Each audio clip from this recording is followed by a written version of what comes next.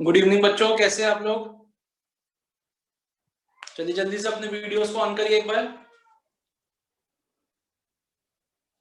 सब बच्चे अपने वीडियोस को ऑन करिए। ओके, मैंने आप लोगों के कल एग्जाम्स सॉरी जो आपका प्लानिंग का टेस्ट था वो मैंने आप लोगों को कल सेंड कर दिया था। उसको अभी हम डिस्कस करेंगे। लेट्स आज डिस्कस करेंगे इसकी क्लास कब रखेंगे। मैं सैटरडे को सोच रहा हूँ एक बार डिस्कस करेंगे। तो जो भी गलतियां हैं आप लोगों की वो भी बताऊंगा। वैसे आपने बहुत अच्छा अटेम्प्ट किया था, काफी बच्चों का बहुत 25 मार्क्स भी आए हैं। ज्यादा गलतियां नहीं है, एक दो पॉइंट्स है जो मेरे को आपके साथ डिस्कस करने हैं, वो हम डिस्कस करेंगे। ठीक है बच्चों, आज हम एक नया चैप्टर शुरू करने जा रहे हैं जिसका नाम है मार्केटिंग मैनेजमेंट। और ये मेरा फेवरेट चैप्टर है, इसलिए दो वजह है। सबसे पहले तो ये है कि एक तो सबसे बड़ा चैप्टर है, 10 नंबर। तो आपको इस चैप्टर को करने के बाद आपको 10 मार्क्स मिल सकते हैं पेपर में। पहला तो रीजन ये है, और दूसरा सबसे इजी चैप्टर है। आई रिपीट, ये मेरे हिसाब से पूरी बिजनेस स्टडीज क्लास 12th का मोस्ट इजीएस्ट चैप्टर यही है। तो आइए बच्चों शुरू करते हैं अपना मार्केटिंग मैनेजर भगवान का नाम लेके। सबसे बड़ा चैप्टर हम अपना शुरू करने जा रहे हैं, मार्केटिंग मैनेजमेंट। ठीक है बच्चों, तो अब सबसे पहले क्वेश्चन उठता है कि सर क्या मतलब है मार्केटिंग का? मार्केटिंग और सेलिंग इनमें क्या फर्क है? इतना क्या इसमें इतनी हाइप है? मार्केटिंग मार्केटिंग मार्केटिंग, तो एक बार जरा बताइए। अभी आप कुछ नहीं पढ़ेंगे, अभी आप कुछ नहीं लिखेंगे, सिर्फ ध्यान देंगे मेरी बातों पे। जो एक एक वर्ड मैं बोल रहा हूँ वो इंपॉर्टेंट है बच्चों। जब हम बात करते हैं कि हमें कुछ सामान बेचना है, तो अगर मैं आपको कुछ ऐसी चीज सेल करूं, कोशिश करूं सेल करने की। हाँ जी सुजल बोलो। सर मैं कह रहा था एक बार आप स्टार्ट करने से पहले नोट सेंड कर दो। मैं कल बुक कलेक्ट नोट्स करने क्या? वाला हूँ। सर नोट्स का पीडीएफ सेंड कर दो एक बार। नोट्स का पीडीएफ मैंने भेजा तो था पहले। सर मार्केटिंग का भेज दो ना आज। हाँ मार्केटिंग का भेजा तो था मैंने। नहीं सर नहीं आया। मैंने भेजा था ना ग्रुप में परसों। हाँ जी, नहीं भेजा मैंने। एक सेकंड में भेज देता हूं।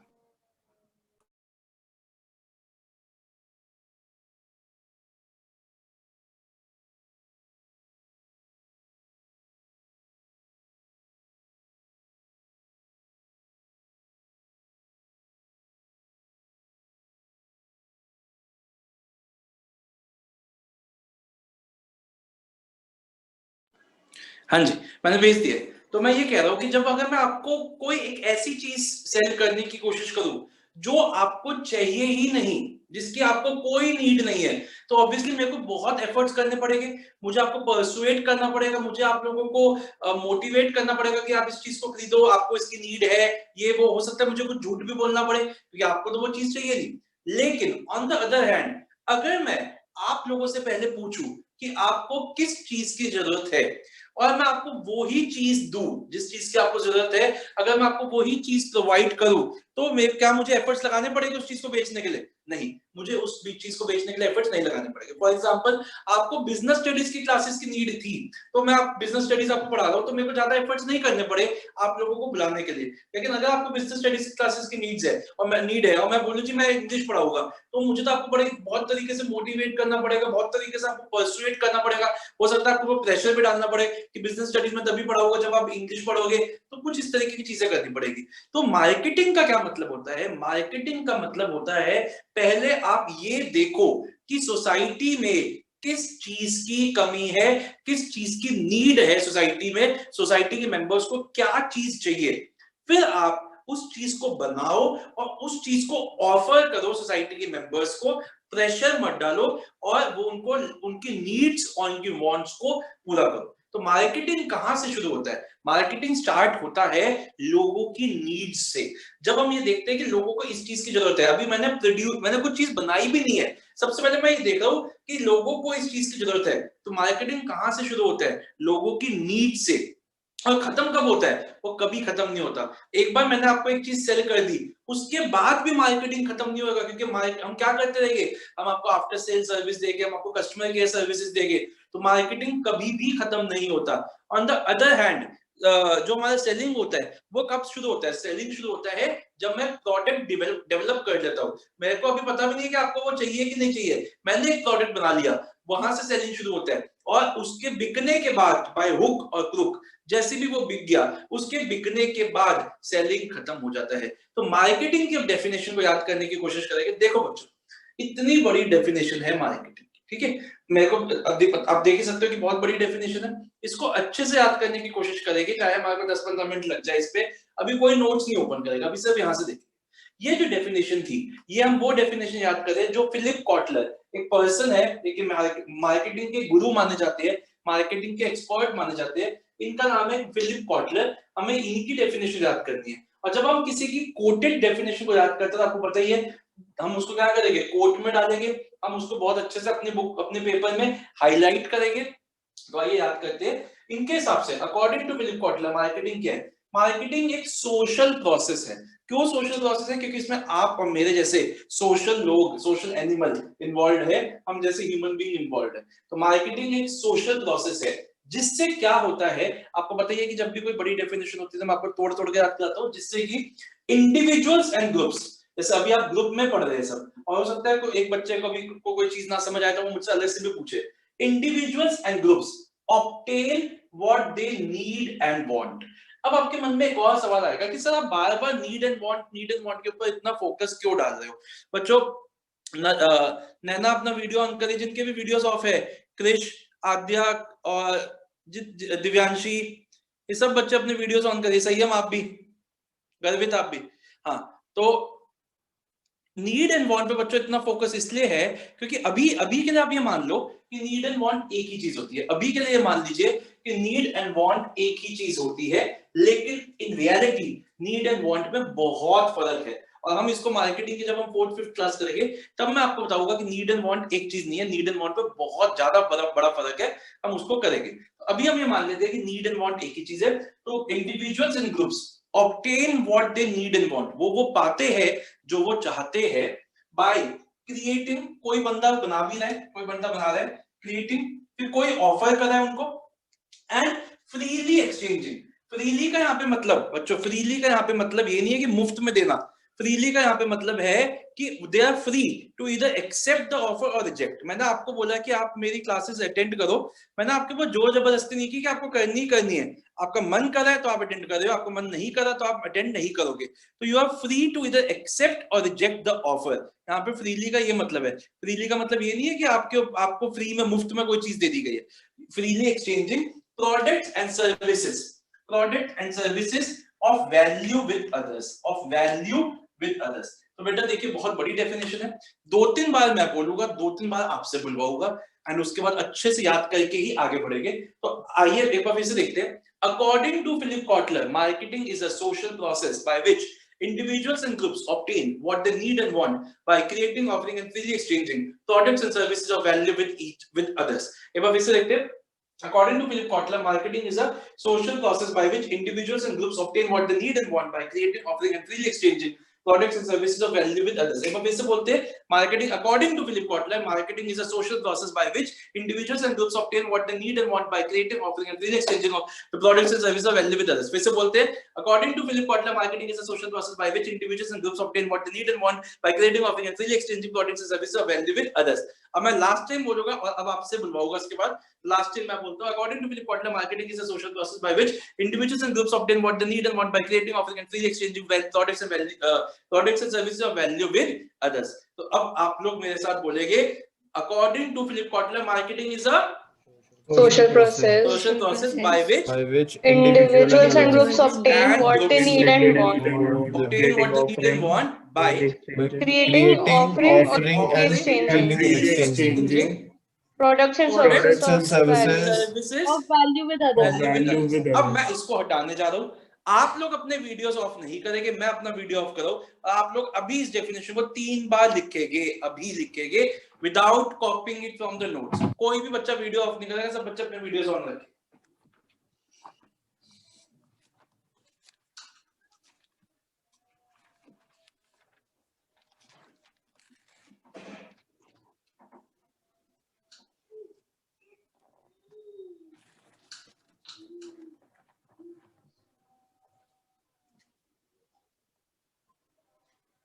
चलिए जल्दी से लिखिए।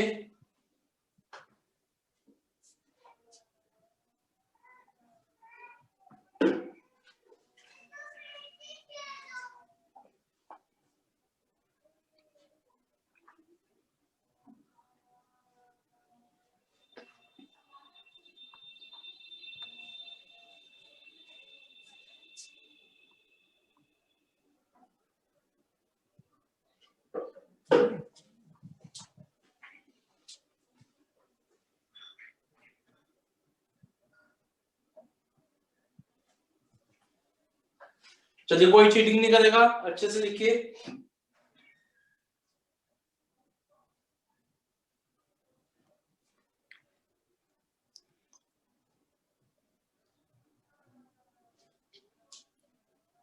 सिद्धांत तबीयत ठीक हो गई अब आपकी?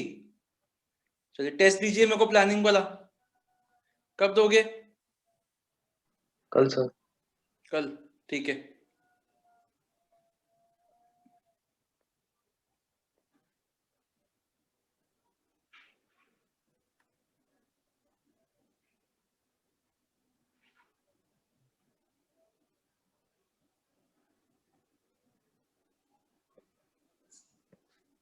लिख लिया?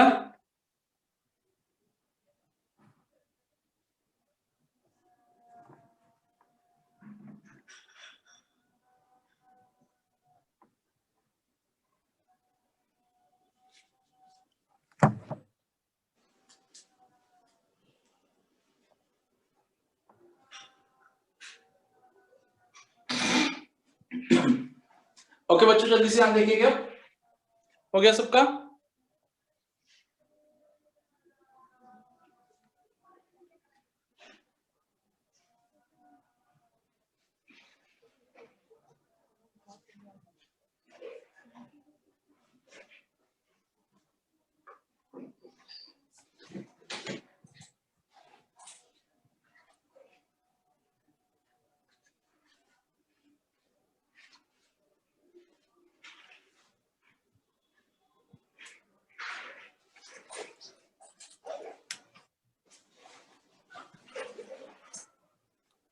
ओके बच्चों, अब यहाँ देखिए लास्ट टाइम फिर से बोलते हैं, फिर आगे बढ़ते हैं। According to Philip Kotler, marketing is a social process by which individuals and groups obtain obtain what they need and want by creating, offering and freely exchanging products and services of value with others. Okay. अब बच्चों देखो, अगर हम एक successful marketeer बनना चाहते हैं तो हमें एक नहीं, दो नहीं, तीन नहीं, 4 चीजों पे फोकस करना पड़ेगा। और वो 4 चीजें क्या क्या अभी यहां देखिए। पहला product, second price, third place and fourth promotion. तो हमारे जो 4 एलिमेंट्स है मार्केटिंग के, वो है ये 4। इनको हम कहते हैं 4 P's ऑफ मार्केटिंग। इनको हम कहते हैं 4 P's ऑफ मार्केटिंग। हमारा जो आगे का चैप्टर है बच्चों, वो इन्हीं 4 के ऊपर बेस्ड है, प्लस इंट्रोडक्शन। तो अब हम क्या करेंगे, अब हम इंट्रोडक्शन का जो पार्ट है, इंट्रोडक्शन वाले पार्ट को हम अभी छोड़ देंगे। इंट्रोडक्शन में से अभी हमने सिर्फ डेफिनेशन की, हम अभी इंट्रोडक्शन में से और कुछ नहीं पढ़ेंगे। और अब हम पढ़ने जा रहे हैं पहला P ऑफ मार्केटिंग, प्रोडक्ट। हम इसको सारे को करके वापस इंट्रोडक्शन करें। और आपको जान के बहुत खुशी होगी कि पहले ये चैप्टर बहुत बड़ा होता था, लेकिन आपके लिए, सिर्फ आपके इस साल के लिए इसको आधे से ज्यादा कट कर दिया गया है, बहुत ज्यादा कट कर दिया इस चैप्टर को। तो अब हमारा बहुत कम बचा है। अब हम शुरू करने जा रहे हैं प्रोडक्ट। अभी नोट्स पे कुछ नहीं पड़ेगा, अब यहाँ पे ध्यान दीजिए बस। एक बार फिर से डेफिनेशन बोलना, पता नहीं मुझे ऐसे क्यों लग रहा है कि आप लोगों को डेफिनेशन याद नहीं है। According to Philip Kotler, marketing is a social process by which Individuals and others groups obtain what they need and want. By creating, offering or freely exchanging products and freely exchanging products and services of value. value with others. ठीक है, okay. अब मुझे बताइए, आप लोग अभी कुछ नहीं देखेंगे, आपके हिसाब से प्रोडक्ट क्या होता है? What do you understand by product? आपके हिसाब से प्रोडक्ट क्या होता है, बताइए। कोई बता सकता है प्रोडक्ट किसको कह सकते हैं, या एग्जांपल दे सकते हैं कि आपके हिसाब से प्रोडक्ट क्या है, या क्या उसके एग्जांपल्स हो सकते हैं? जो चीज मैन्युफैक्चर की गई क्या कह रहे हैं बेटा? जो चीज मैन्युफैक्चर की गई है, जो चीज मैन्युफैक्चर की गई है वो प्रोडक्ट होता है, ठीक है जी। और कुछ, और कोई कुछ बोलना चाहेगा? इसका मतलब आपके हिसाब से तो सर्विसेज आर नॉट प्रोडक्ट्स। और जिसकी वैल्यू होती है, कुछ जिसकी वैल्यू होती है, something that have value, okay, something that have value. और So for the final consumption.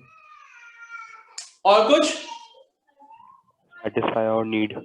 हाँ जी, जो सेटिस्फाई करता है हमारी नीड को। तो आप सब ने, अच्छा एक बात बताओ, मेरे को कि क्या ये टेंजिबल होते हैं या इंटेंजिबल होते भी हो सकते हैं प्रोडक्ट्स? टेंजिबल इंटेंजिबल भी होता है। टेंजिबल भी होते हैं, इंटेंजिबल भी हो सकते हैं, ठीक है। तो क्या मैं बोल सकता हूँ प्रोडक्ट कोई भी वो चीज है, प्रोडक्ट एक पेन भी हो सकता है, प्रोडक्ट एक सर्विस भी हो सकती है, प्रोडक्ट कोई चीज जिसको हम देख सकते हैं, प्रोडक्ट जिसको हम नहीं देख सकते वो भी हो सकता है, कोई भी वो चीज जिससे कोई नीड या वांट सेटिस्फाई होती है उसको हम प्रोडक्ट कहते हैं।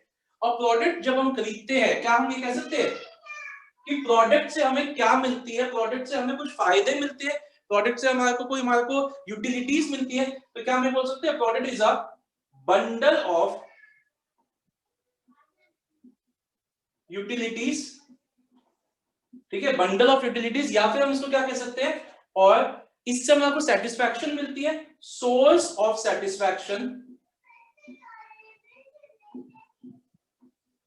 और सोर्स ऑफ सेटिस्फैक्शन अभी मत लिखिएगा, और anything that can be offered to satisfy a need और अ वांट, ठीक है। प्रोडक्ट क्या हो गया, अब यहां देखिएगा बंडल ऑफ यूटिलिटीज, जिससे हमारे को कुछ फायदे मिलते हैं, एक बंच है, एक बंडल है, जिससे कि देखो हम पेंसिल यूज करते हैं उससे भी हमें कोई फायदे मिलते हैं, हमें गाड़ी यूज करते हैं उससे भी हमें फायदे मिलते हैं। तो प्रोडक्ट क्या हो गया, प्रोडक्ट एक बंडल ऑफ यूटिलिटीज है, या फिर हम ये कह सकते हैं कि वो एक सोर्स ऑफ सेटिस्फैक्शन है, किसी भी प्रोडक्ट को यूज करके हमें कुछ सेटिस्फैक्शन मिलती है, वो एक सोर्स ऑफ सेटिस्फैक्शन है। या फिर हम ये कह सकते हैं कि वो कुछ भी वो चीज है, कोई भी वो चीज है जिससे किसी की कोई नीड या फिर वांट सेटिस्फाई होती है। अब जब भी हम कोई भी प्रोडक्ट ले, चाहे वो पेंसिल जितना छोटा प्रोडक्ट हो, चाहे वो गाड़ी जितना बड़ा प्रोडक्ट हो, हमारी एक नहीं, दो नहीं, तीन तरीके के बेनिफिट्स हमें मिलते हैं। यहां देखिएगा, अभी मत लिखिएगा, चाहे हम कोई भी प्रोडक्ट ले, हमारे एक नहीं, दो नहीं, तीन तरीके के बेनिफिट्स हमें मिलते हैं। सबसे पहला बेनिफिट होता है फंक्शनल, सबसे पहला बेनिफिट होता है फंक्शनल। मैं कार के एग्जांपल से देखता हूं। अगर बात रही, अगर हम कार खरीदते हैं तो कार को बेसिकली हम क्यों खरीदते हैं, कार का बेसिक फंक्शन क्या है, कार का, हम गाड़ी को क्यों खरीदते हैं, ट्रांसपोर्टेशन। ट्रांसपोर्टेशन। तो कार का फंक्शनल बेनिफिट क्या हो गया हमारा, ट्रांसपोर्टेशन। अब बात करते हैं सोशल बेनिफिट की। देखो जब हम गाड़ी में घूमते हैं, हालांकि होना नहीं चाहिए बट होता है, हमारे को सोसाइटी जल्दी एक्सेप्ट करती है, सोसाइटी को लगता है कि भाई बंदा है, स्टेटस वाला बंदा है, कुछ भी, तो हम क्या कह सकते हैं, एक्सेप्टेंस बाय द सोसाइटी।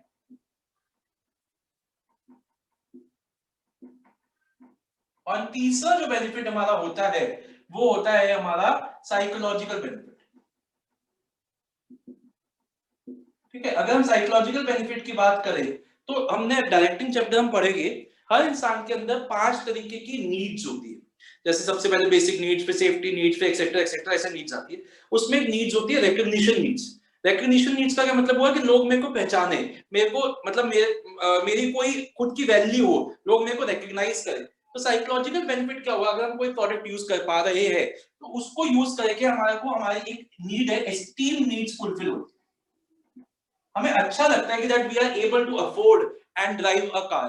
देखो मैं गाड़ी का एग्जांपल ले रहा हूँ, किसी एक पुअर पर्सन के लिए वही स्कूटर हो सकता है, वही साइकिल हो सकती है, तो ये अलग अलग लोगों के लिए अलग अलग हो सकते हैं। लेकिन चाहे मैं पेन जितने छोटे प्रोडक्ट की बात करूं, तो पेन का फंक्शनल बेनिफिट क्या हो गया, राइटिंग।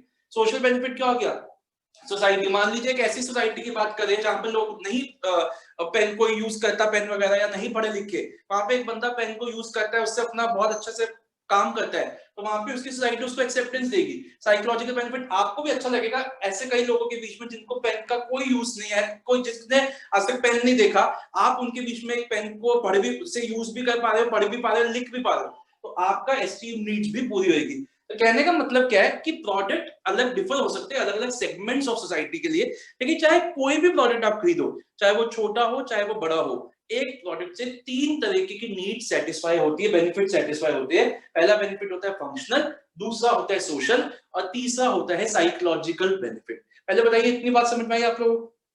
उसके बाद अब हमारा जो ब्रॉडली हम प्रोडक्ट्स की क्लासिफिकेशन करते हैं, प्रोडक्ट्स की क्लासिफिकेशन ब्रॉडली 2 तरीकों से होती है। पहले कंज्यूमर गुड्स, और दूसरे होते हैं हमारे industrial goods.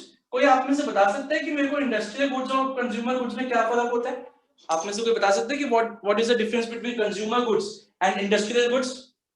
Sir industrial goods तो वो हो गए जो एक बारी खरीदने के बाद फिर मैन्युफैक्चर होते हैं, फाइनल कौन प्रोडक्ट। से इंडस्ट्रियल गुड्स तो कौन से हो गए जिस जो सर मतलब जो रॉ मटेरियल होता है वो फाइनल गुड में कन्वर्ट। हाँ, मतलब रॉ मटेरियल, हाँ ऐसे कह सकते हैं, जो इंटरमीडिएट की तरह यूज होते हैं और फाइनल गुड्स की प्रोडक्शन में मदद करते हैं। और कंज्यूमर गुड्स क्या हो गए? सर जो सर फाइनल प्रोडक्ट हो जाता है जो कंज्यूमर हाँ, जिनको कंज्यूम करता है। अल्टीमेट कंज्यूमर अपने फाइनल कंजम्पशन के लिए यूज करता है। बताइए बच्चों, इतना समझ में आया आपको? कोई डाउट नहीं अभी तक? एक बार जल्दी से अभी तक जितना किया है उसको रिवाइज करते हैं, फिर उसको रीड करेंगे एंड उसके बाद आगे बढ़ेंगे। तो सबसे पहले हमने मार्केटिंग की डेफिनेशन की, तो बताइए मार्केटिंग की डेफिनेशन क्या हुई according to Philip Kotler. Marketing is a Social Social process. process. by which Individuals and Individual and groups. groups. obtain What they need What and they want. need and by want. Creating, offering, or freely Offering and exchanging freely exchanging. products and services of of value value with Value others. with others. ठीक है। इसके बाद हमने product की definition की, तो product की क्या डेफिनेशन होता है बताइए? मैंने 3 वर्ड्स बताए थे, क्या क्या? Bundle of utility bundle. नहीं, पहला मैंने क्या बोला? It is a dash of utilities, bundle of Bundle utilities, of second utilities. Bunch of yes. source of Satisfaction. satisfaction, or anything that can be offered to the market to satisfy a need or a want। ठीक है। फिर मैंने आपको बताया कि किसी भी product से 3 तरीके के बेनिफिट्स पूरे वो मिलते हैं। कौन से बेनिफिट थे? पहला benefit Functional benefit. Functional, second Social benefit. Social and तीसरा Psychological. साइकोलॉजिकल। दो तरीके के प्रोडक्ट्स होते हैं, industrial products and Consumer. Domestic Consumer consumer products. Products. इतना समझ में आया? पहले आइए Yes. इतना रीड करते हैं नोट्स में से, फिर हम अपना आगे बढ़ेंगे। सर तो तो कम टू पेज नंबर 11.1। आइए जल्दी से मार्केटिंग की डेफिनेशन। बच्चों अभी कुछ नहीं काटना, अभी आप कुछ मत कट करना, जो मैं नहीं भी पढ़वा रहा वो कट नहीं करना। अभी आप आइए इसमें मार्केटिंग में थर्ड बुलेट पे आइए। Philip Kotler defines marketing as a social process by which individuals and groups obtain what they need and want, underline करिए need and want, by creating, offering and freely exchanging products and services of value with others। बच्चों इसी page के left में जैसे मैंने तोड़ के लिखी थी डेफिनेशन 5 लाइनों में, अकॉर्डिंग टू फिलिप कॉटलर, एक के नीचे 4 लाइनें, वैसे लिखिए। अभी आप इसको नोट्स, अभी तो आपने रजिस्टर में लिखी थी ना, नोट्स में भी लिखो फाइनली एक बार इस डेफिनेशन को ब्रेक करके लिखिए, क्योंकि पैराग्राफ में कभी डेफिनेशन याद नहीं होती। अभी याद होगी बहुत अच्छी बात है, 2 महीने बाद बिल्कुल टाटा गुल। अभी आप उसको लिखिए 4 लाइनों में जैसे मैंने आपको तोड़ के लिखवाई थी।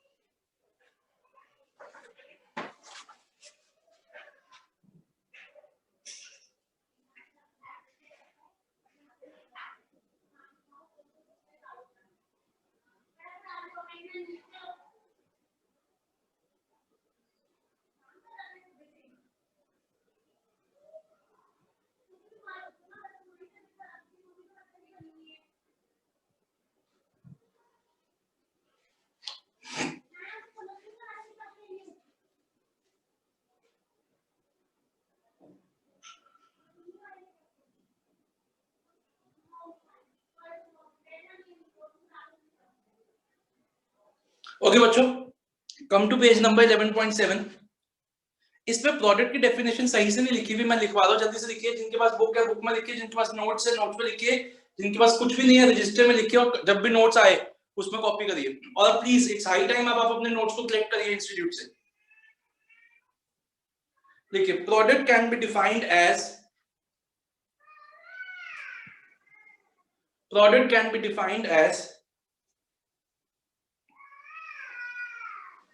a bundle of utilities, inverted columns में लिखिए, और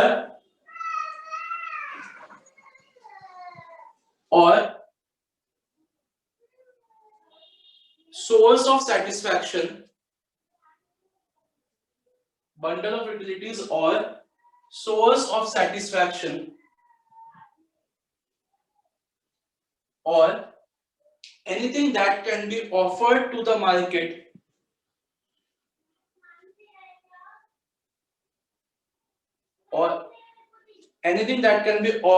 market to satisfy a need or a want. Or anything that can be offered to the market to satisfy a need or a want.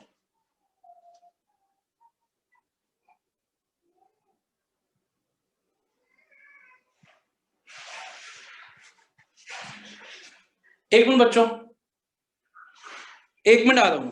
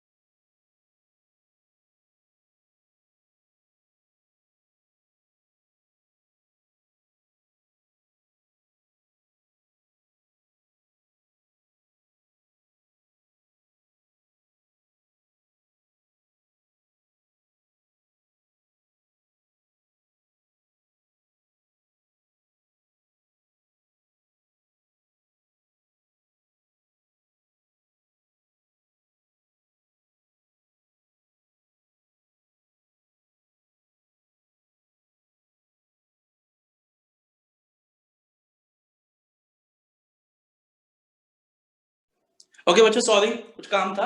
आइए तो इसको रीड करते जल्दी से। आइए, there can be 3 types of benefit. बच्चों वापस आ जाओ जो इधर उधर हो गए हो।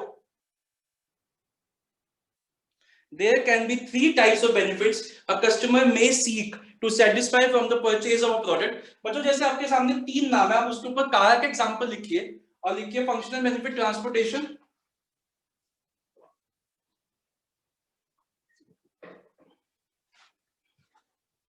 Psychological benefit, esteem needs, and social benefit, acceptance by the society.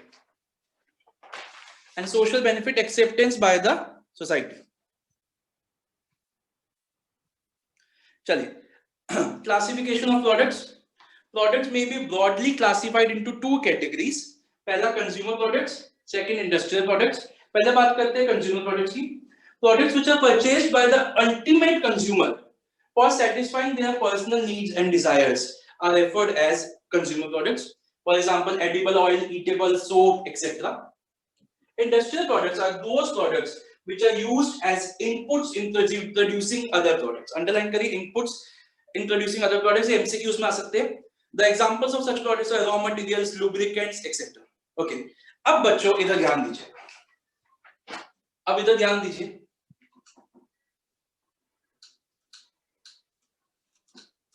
देखो, अब हमें क्या करना है बेटा, प्रोडक्ट में हमें, ये तो हमने देख लिया कि हमें बनाना क्या है, ये तो हमने देख लिया. अब हमें तीन बहुत इंपॉर्टेंट डिसीजंस लेने हैं अंडर प्रोडक्ट इटसेल्फ. प्रोडक्ट में ही हमें तीन सबसे बड़े इंपॉर्टेंट डिसीजन लेने हैं. पहला डिसीजन तो मुझे ये लेना है कि जो मेरा प्रोडक्ट होएगा, क्या मुझे उसको जेनरिक नेम में सेल करना है या मुझे उसको ब्रांड नेम पे सेल करना है. तो सबसे पहले तो मेरा डिसीजन है कि क्या मुझे अपने प्रोडक्ट को कोई ब्रांड नेम देना है या जेनरिक नेम में ही सेल करना है. जैसे वॉच है, वॉच को वॉच भी बोल के बेच सकते हो, या फॉसिल की वॉच या फिर राडो की वॉच बोल के भी बेच सकते हो. तो सबसे पहला तो क्वेश्चन उठता है कि आपको अपने प्रोडक्ट को ब्रांड नेम में सेल करना चाहिए या बेसिक या जेनरिक नेम, जो उसका क्लास होती है उसको हम जेनरिक बोलते हैं, जेनरिक. फिर हम देखेंगे कि मेरे प्रोडक्ट की पैकेजिंग कैसे होगी, मेरे को उस प्रोडक्ट में क्या क्या किस तरीके की पैकेजिंग करनी है, कितनी लेयर्स ऑफ पैकेजिंग करनी है, वो भी हम देखेंगे प्रोडक्ट के अंदर ही. और फिर तीसरा चीज हम देखेंगे कि उसका लेबल कैसा बनेगा, उसके लेबलिंग में क्या क्या चीजें प्रिंट होनी चाहिए. ये हमारा तीसरा पॉइंट हो जाएगा प्रोडक्ट. ये सब प्रोडक्ट में ही चल रहा है. तो इफ अगर क्वेश्चन आता है कि what are the three important decisions which are taken under product, तो आपके वो डिसीजंस क्या क्या हो गए, ब्रांडिंग, पैकेजिंग एंड लेबलिंग. समझ में आया. तो what are the three important decisions which are taken under product are branding, packaging, labelling. इतनी बात समझ में आ गई. अब हम ब्रांडिंग शुरू करने जा रहे हैं. अब हमारा आज का काम सिर्फ और सिर्फ ब्रांडिंग पे ही है, शायद वो भी कंप्लीट ना हो पाए. तो बच्चों अब मेरे को एक बात बताइए, आपके हिसाब से ब्रांड का क्या मतलब है? आपके हिसाब से ब्रांड का क्या मतलब है? What do you understand by brand? बताइए. या ब्रांड नेम क्या होता है, बताइए. कोई बता सकते हैं ब्रांड क्या, ब्रांड नेम क्या होता है? सर जेनेरिक नेम जिसमें हम प्रोडक्ट, तो जेनेटिक है सर जेनेरिक नेम जिसमें हम प्रोडक्ट सोल्ड करेंगे, वो ब्रांड नेम होता है. जेनेरिक नेम जैसे वॉच, ये ब्रांड नेम है. वॉच ब्रांड नेम हुआ. सर ब्रांड नेम सर वो हो गया ना, सर जो पर्टिकुलर नेम में अगर हम, अच्छा जैसे मतलब फॉसिल की वॉच, ये कहेगा ये ब्रांड नेम यस है कि नहीं? यस और नो? तो क्या मैं कह सकता हूँ कि ब्रांडिंग का क्या मतलब हुआ? ब्रांडिंग का मतलब हुआ कोई यूनिक नेम देना, कोई साइन देना, कोई सिंबल बनाना, कोई लेटर बनाना, जिससे भी हम अपने प्रोडक्ट को किसी और के प्रोडक्ट से अलग कर सके. That is branding. जैसे कि हम बोलते हैं एप्पल का फोन तो बहुत है, फोन को अगर हम एप्पल का फोन मतलब एप्पल का लोगो दिखा दे या एप्पल का वो साइन बना दे, तो हम अपने फोन को दूसरे के फोन से अलग कर सकते हैं. तो क्या मैं कह सकता हूँ कि ब्रांडिंग का क्या मतलब हुआ? ब्रांडिंग का मतलब हो गया, it is a process of giving a unique name, a sign, a symbol, or anything that helps in distinguishing the product of one firm from that of the other. समझ में आई बात? फिर से बोलूं, branding is a process of giving a unique name, sign, symbol, or anything that helps in distinguishing the product of one firm from that of the another. इतनी बात समझ में आ गई? अब ब्रांडिंग में हमें चार टर्म्स की बात करनी है. सबसे पहले हमें बात करनी है ब्रांड की, फिर मेरे को बात करनी है ब्रांड नेम की, फिर मेरे को बात करनी है ब्रांड मार्क की, और फिर मेरे को बात करनी है ट्रेडमार्क की. तो सबसे पहले तो बात करते हैं ब्रांड की. तो ब्रांड क्या है बच्चों? ब्रांड एक कॉम्प्रिहेंसिव टर्म है. ब्रांड एक कॉम्प्रिहेंसिव टर्म है जो कि नाम भी हो सकता है, साइन भी हो सकता है, सिंबल भी हो सकता है, एक सिंगल लेटर भी हो सकता है, कोई डिस्टिंग्विशिंग कलर स्कीम भी हो सकती है, कुछ भी हो सकता है जिससे कि हम ये देखते ही बता दे या सुनते ही बता दे कि इस कंपनी के प्रोडक्ट्स की बात हो रही है। That is a brand. Brand के दो पार्ट्स होते हैं, brand name and brand mark.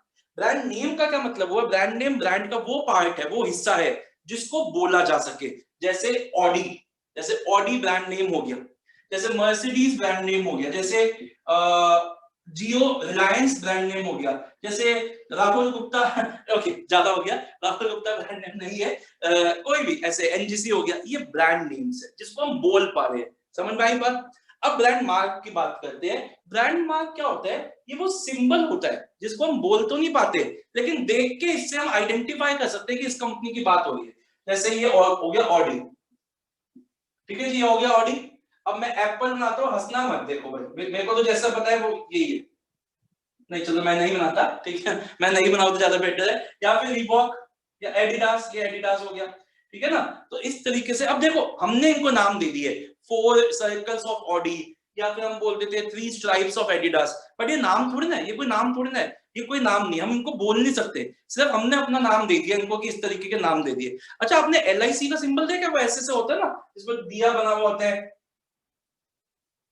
ठीक है, वो ऐसा दिया बना हुआ होता है और यहाँ पे 2 हाथ होते हैं ऐसा। भैया मेरा ऐसे ही है थोड़ा, तो इसको अगेन हमने नाम नहीं दे सकते, बट इसको एक नाम हमने दे दिया है कि ये योग क्षमा बोलेंगे इसको, योग क्षमा।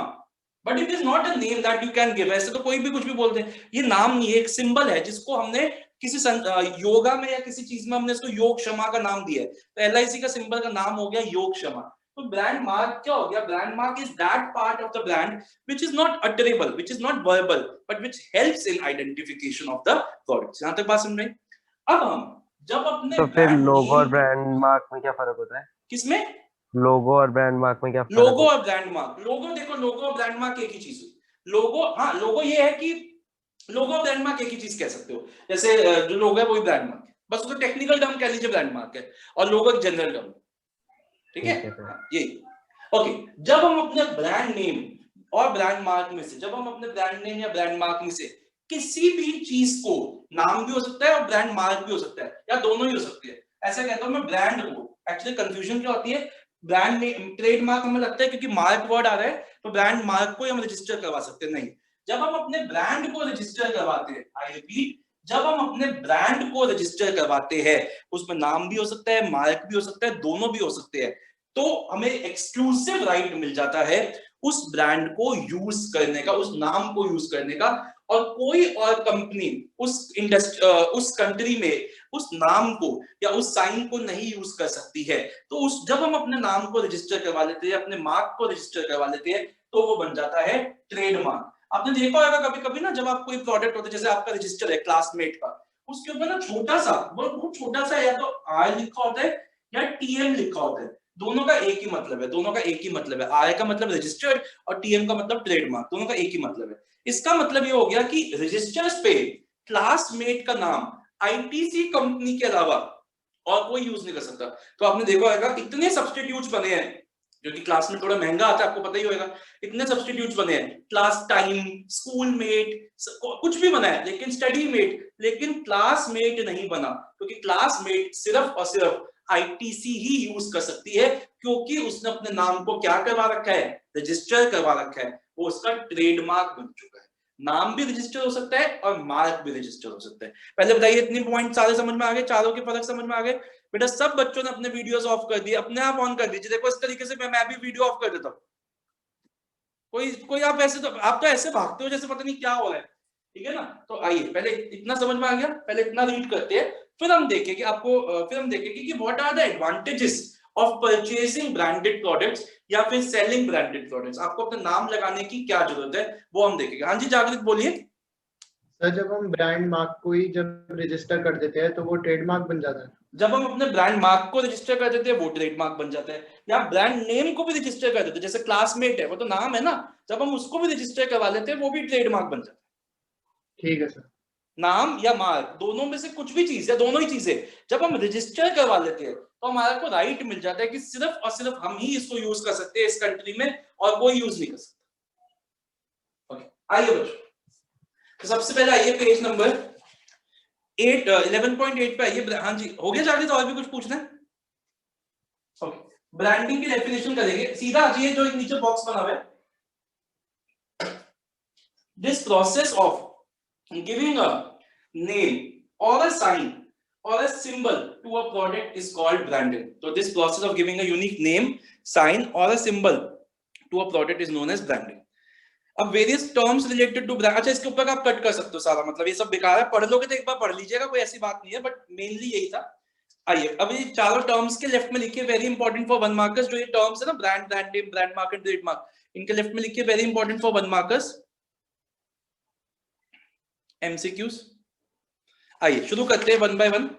Brand, a brand is a name, a term, a sign और a symbol or some combination of them used to identify the products of one firm and to differentiate them from those of the competitors. ठीक है, underline किए करिए, name, term, sign, symbol, किसी को भी identify को underline करिए, differentiate को अंडरलाइन करिए। Some of the common brands are Bata, Lifebuoy, Parker, etc. Bata is a comprehensive term, underline करिए, comprehensive term, वन मार्क का क्वेश्चन आ जाएगा, which has two components, brand name and brand mark. Sujal, आप अपनी book collect करिए कल आके institute से। Yes sir, कल आऊंगा। हाँ, कल आके कल फ्राइडे 1 to 5 के बीच में अपनी बुक कलेक्ट करिए। Yes sir. Brand name, that part of the brand which can be spoken, underline करिए, spoken is known as brand name. In other words, brand name is the verbal component, underline करिए, verbal component. For example, Asian Paints, Uncle Chips are brand names. Brand mark, that part of the brand which can be recognised but which is not utterable, जिसको हम recognise कर सकते हैं लेकिन जिसको हम बोल नहीं सकते, is known as brand mark. It appears in the form of a symbol, sign, etcetera. For example, अब बच्चों मुझे ना बड़ी हंसी आती है ये एग्जांपल्स देख के एनसीईआरटी के। अब इन्होंने बोला गट्टू ऑफ एशियन पेंट्स, आप में से कोई बता सकता है गट्टू ऑफ एशियन पेंट्स कौन है? कौन है ये बंदा गट्टू ऑफ एशियन पेंट्स? तो मेरे को बड़ी मची, मेरे को तो खुजली मची। तो मैंने कहा भैया ऐसा है क्या? मैंने पता लगाने की कोशिश की, तो मैंने एशियन पेंट्स को फोन किया, मैंने उनसे पूछा गट्टू कौन है? तो उन्होंने बताया, अगर आपने एशियन पेंट्स की बाल्टी देखी हो ना, वो बकेट जिसमें पेंट आता है, उसमें एशियन पेंट्स का एक जो नाम लिखा होता है, उसका साथ एक बच्चा खड़ा होता है ब्रश लेके हाथ में, उसका नाम गट्टू है। देखिए जरा, इनको इनसे अच्छे नहीं मिले, इतने अच्छे हमारे पास ये बने हुए हैं कि इनको गट्टू ही लिखना होगा, गट्टू ऑफ एशियन पेंट्स। देखो बेकार है, बिल्कुल छोड़ दो, काट दो। और ये एनसीईआरटी के वैसे, या फिर डेविल ऑफ ओनिडा, अगर आप लोगों को याद हो, पहले एक टीवी आता था ओनिडा के नाम से, शायद आप लोगों ने ना देखा, उसका मैस्कॉट था, उसका ब्रांड, उसका ना वो था, ब्रांड मार्क था, एक डेविल आता था। इतने गंदे एग्जांपल ढूंढ के लाते हैं एनसीईआरटी वाले, इन दोनों को कट कर दो।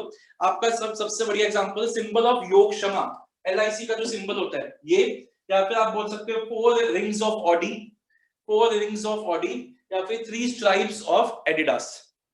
आप अच्छे एग्जांपल्स लिखिए बजाय ये गट्टू के।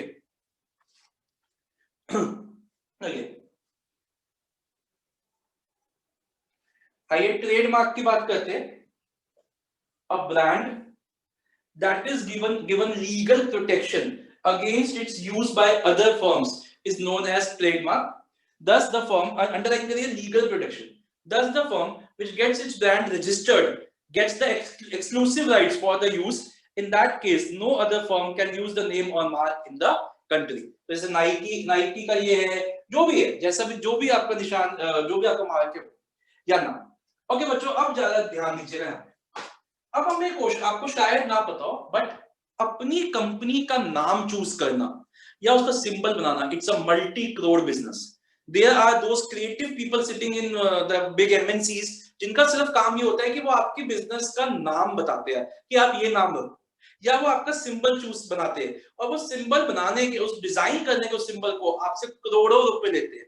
तो अब सवाल उठता है, मैं झूठ नहीं बोल रहा, मैं मजाक नहीं कर रहा, आप देख सकते हो ये बहुत क्रिएटिव फील्ड है, जिसका बहुत दिमाग चलता है क्रिएटिव जगहों पे, वो एक्चुअली में इस फील्ड में आ सकते हैं जहां पे हमें नाम ब्रांडिंग करनी होती है दूसरे लोगों की।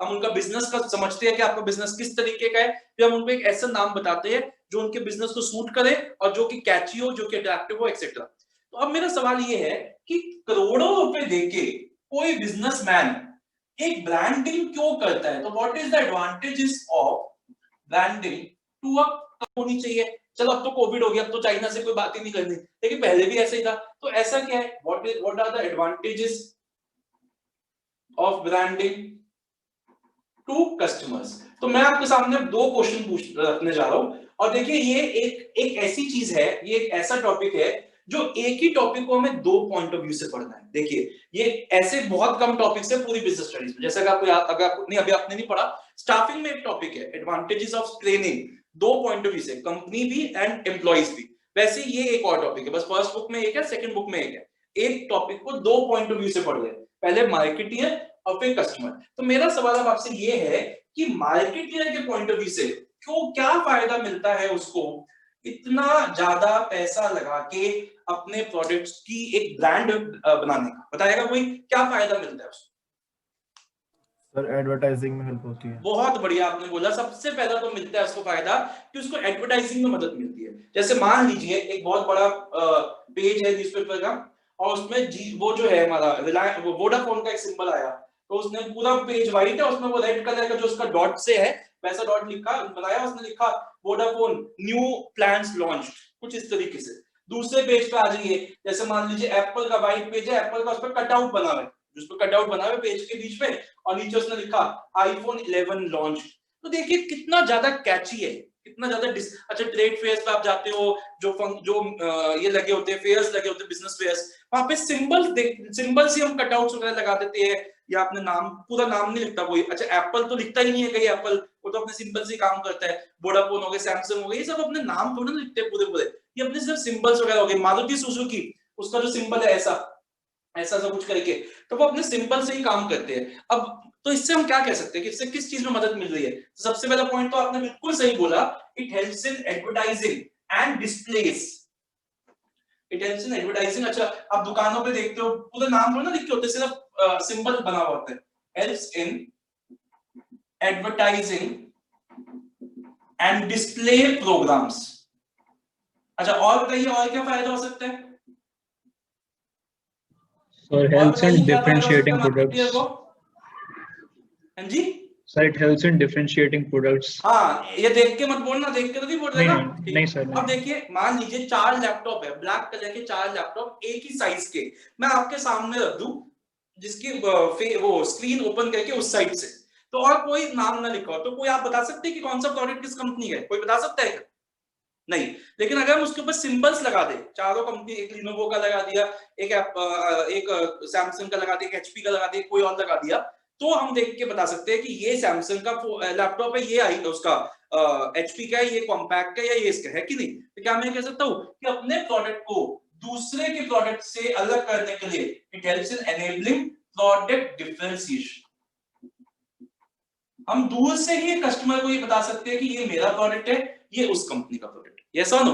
तीसरा एक बात बताइए, जैसे मैं आईफोन की बात, एप्पल की बात करता हूं, एप्पल ने सबसे पहले कंप्यूटर लॉन्च किया, फिर उसने आईपॉड लॉन्च किया, सक्सेसफुल, मोस्ट सक्सेसफुल प्रोडक्ट, फिर उसने आईपैड लॉन्च किया, again a very successful product. तो एक बात बताइए, जब एक बार मार्केट में आप इतने प्रोडक्ट सक्सेसफुली लॉन्च कर चुके हो, तो उसी ब्रांड नेम पे फोर्थ प्रोडक्ट आईफोन लॉन्च करना उसके लिए मुश्किल रहा होगा कि इजी रहा होगा? बताइए। अगर आपके मार्केट में 2-4 प्रोडक्ट्स है जो बहुत ज्यादा हिट है, बहुत ही ज्यादा सक्सेसफुल है, लोग मरते हैं उनके लिए, तो आपको एक नया प्रोडक्ट लॉन्च करना आपके लिए इजी हो जाएगा कि मुश्किल हो जाएगा? कंपैरेटिवली इजी रहेगा। कंपैरेटिवली इजी हो जाएगा। मान लीजिए आप लोग मेरे से सेटिस्फाइड हो बीएसटी पढ़ के, बीएसटी में मैंने मेहनत की, अब अगले साल ग्रेजुएशन में भी आप लोग आओगे मेरे पास, मैं मान के चल रहा हूँ, देखो तुम आप आओगे, तो मुझे इतनी मेहनत थोड़ा ना करनी पड़ती, क्योंकि बच्चा मेरे से सेटिस्फाइड है। अब बच्चे को लगता है देखो बीएसटी तो सर ने बढ़िया से पढ़ाई दी, ये ग्रेजुएशन भी अच्छे से पढ़ा देंगे। तो अगर आपका ब्रांड नेम बन चुका है, उसी ब्रांड नेम के अंदर और प्रोडक्ट्स लॉन्च कर पाना बहुत इजी हो जाता है। Ease in introduction of new products. ठीक है जी। और लास्ट पॉइंट बोलते हैं हम, जैसे मैं एप्पल की बात करता हूं, एप्पल 80 मतलब 50,000 का फोन, बहुत अच्छा फोन बनता है, बहुत कंपनी 60-70,000 में तो सब सारे फीचर्स डाल देती है, तब भी एप्पल का फोन 1,10,000 का है। क्यों? क्योंकि वो 30-40 हजार एप्पल के नाम के ले रहा है कि आप एप्पल का प्रोडक्ट खरीद रहे हो, इसलिए आपके मतलब इसलिए आप क्लासी प्रोडक्ट खरीद रहे हो। ये एक्स्ट्रा पैसा आप किस चीज के दे रहे हो? ये आप उसकी ब्रांड वैल्यू के दे रहे हो, जो उसने अपनी ब्रांडिंग बनाई है, जो उसका नाम है कि जेब में एप्पल का फोन हो तो सामने वाला वैसे ही खड़ा हो जाए, अच्छा एप्पल का फोन है, अच्छा बड़ा इंसान है ये। अच्छा गाड़ी में जा रहे हो, नैनो में जा रहे हो, और दूसरी आप जा रहे हो कोई लंबोर्गिनी में जा रहे हो, तो उस जितनी की भी बनती है मुझे नहीं पता, मेरे पास है भी नहीं, मान लो इतनी करोड़ बनती है, लेकिन वो 50 उसमें 20-25 लाख रुपए एक्स्ट्रा वो इस चीज के है कि आप लंबोर्गिनी में घूम रहे हो, आप लंबोर्गिनी का प्रोडक्ट यूज कर रहे हो। तो कहने का मतलब क्या हो गया? अपने प्रोडक्ट के ज्यादा पैसे चार्ज भी कर सकता है एक मार्केटियर अगर उसका ब्रांड सक्सेसफुल हो जाए, अगर उसका ब्रांड सक्सेसफुल हो जाए तो डिफरेंशियल प्राइस। समझ में आई बात?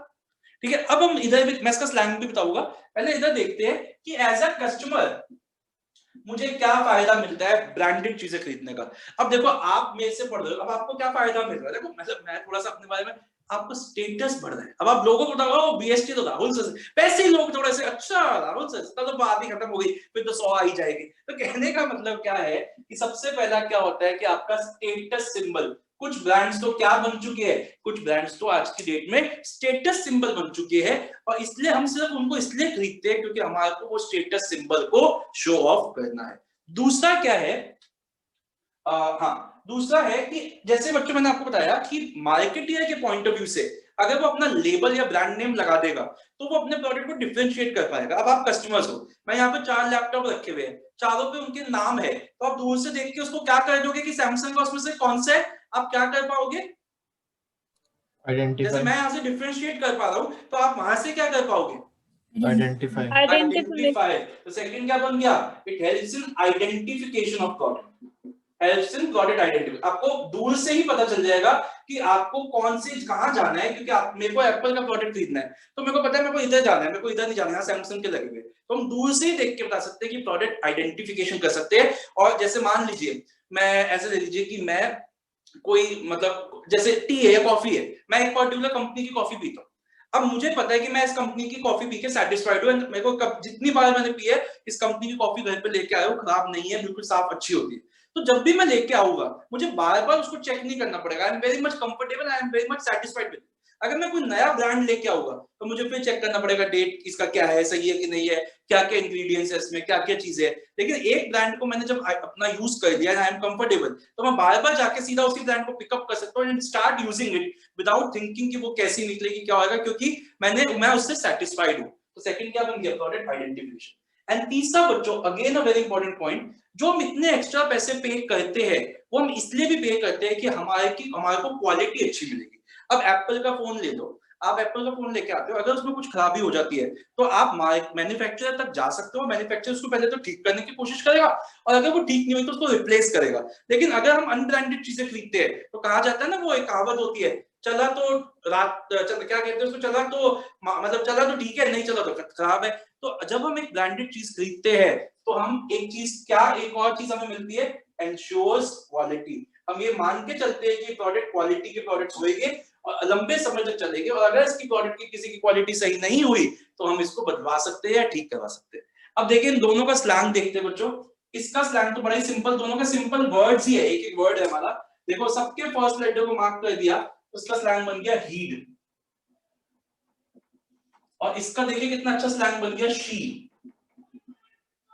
ठीक है जी, सिंपल सा रीड एंड शी। अब बच्चों टाइम कम है, अदरवाइज मैं आपको याद भी करवाता, टाइम कम है, अब इसको जल्दी से रीड करते हैं, आज की क्लास को वाइंड अप करना है, तो पहले इसको जल्दी से एक बार रीड करते हैं, आइए नोट्स पे,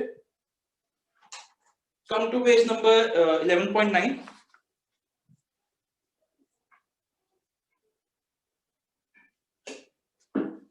पहले स्लैंग लिखिए, और संयम आपको समझ में आ रहा है, आपकी फर्स्ट क्लास से समझ आ रहा है आपको? हाँ जी सर, आ रहा है।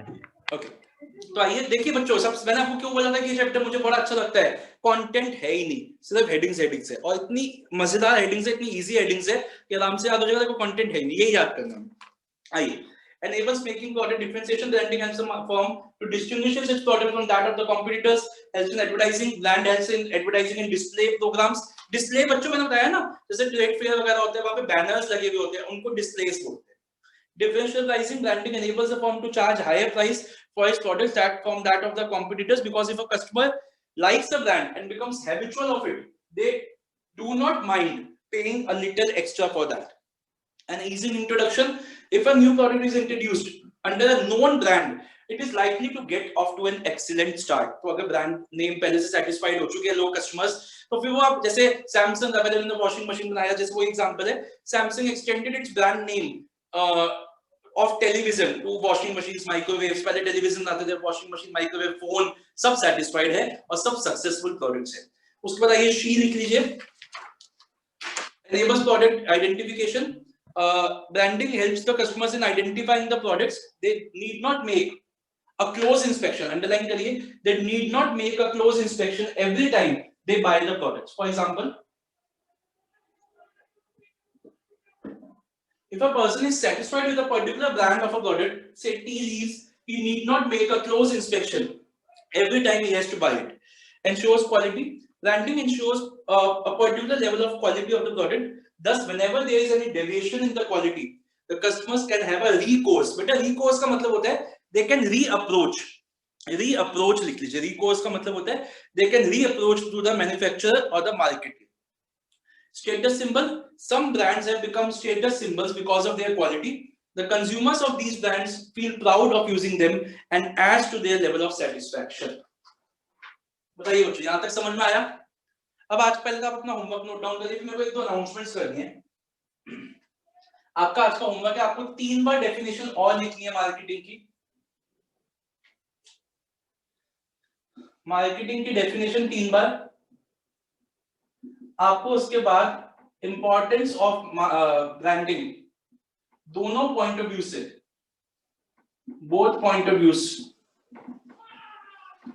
एक बार डिटेल में लिखना है, 1 time detail and 2 bar headings extra. एक बार डिटेल में 2 बार हेडिंग्स एक्स्ट्रा.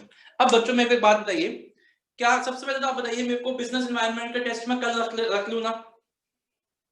ठीक है, कल रख ले. It will be a subject objective test, मतलब मल्टीपल चॉइस क्वेश्चंस होंगे. कल कितने बजे रखे फिर बताइए? 2 बजे है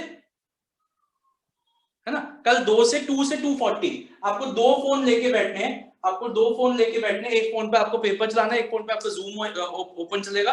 2 से 2:40 के बीच में कल आपका टेस्ट है बिजनेस एनवायरनमेंट. पहली बात तो ये हो गई. ठीक है, समझ में आ गया? ठीक है. सेकंड ये है कि बच्चों अब मैं सैटरडे को, एक तो पहले तो आप मेरी बात सुनिए, 12 से 1 आपका सेमिनार है आईएमएस का. ठीक है, आपको पता भी होगा, मैं आपका लिंक भी शेयर कर दूंगा. आईएमएस एक इंस्टीट्यूट है जो आपको इसकी तैयारी कराता है, बीबीए वगैरह की. एक अच्छा सेमिनार होगा, आपको थोड़ा बताएंगे 12th के बाद आप क्या कर सकते हो, कोविड में कैसे आपको करना चाहिए तैयारी. तो 12 से 1 वो जूम का लिंक भी मैं आपको शेयर करूंगा आपके ग्रुप में. अगर आप चाहो तो उसको अटेंड कर सकते हो, वो आपको मैं बता दूंगा. मैं ये सोच रहा था कि क्या हम सैटरडे को प्लानिंग चैप्टर जो हो गया, जिसका टेस्ट भी हो गया, प्लानिंग का टेस्ट प्लस प्लानिंग की एमसीक्यूज को डिस्कस कर ले 11 o'clock. सैटरडे को छुट्टी है आप लोगों की? सर 11 o'clock ना मनन सर ने भी क्लास रखी हुई है. मनन सर की तो 1 बजे है ना? उन्होंने सर 11 o'clock ही रखी है, आई थिंक सो. तो 1 बजे फ्री हो आप लोग की? 1 बजे क्लास नहीं है फिर? नो सर, मेरे को जितना पता है सर 2 बजे ही रख लो उस दिन. जी 2 बजे ही रख लो सैटरडे भी. सैटरडे को भी 2 बजे, 2 से 3.